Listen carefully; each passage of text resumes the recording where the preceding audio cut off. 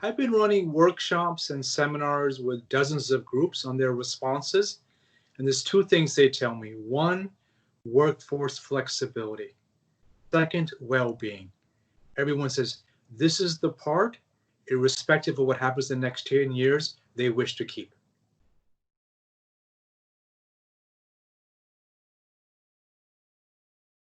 The most important perspective, approach is developing trust.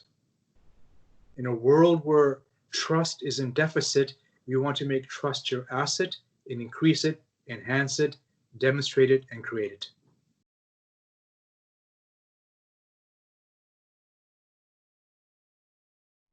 I think it would be based on fear. The fear leads to a lack of epistemic agreement on what is real, and thus the rise of conspiracy theories, which lead to a rise of, I would say, deep racism throughout the world. So that would be the most negative thing I can see going on right now.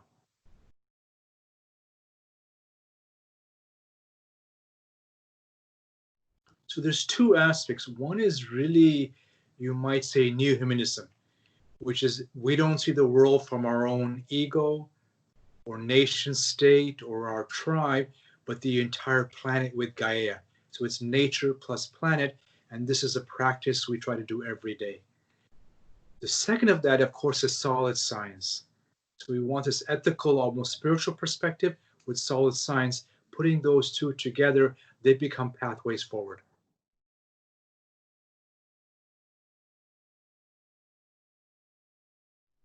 Well, certainly in our scenario work we've done is when it's difficult to find meaning and purpose in it. If you know Viktor Frankl's work, those in extremely difficult situations, they do better when they have purpose. So we have one scenario called the Great Pause. If you're stuck and you can't get out, it's pausing, slowing down, breathing, and of course, finding a metaphor, a narrative in which this makes sense. You might feel like it's a prison, but you transform it to here's my time for inner reflection. So you want to find a way to transform your current situation that's purposeful. You want to find a metaphor that gives meaning.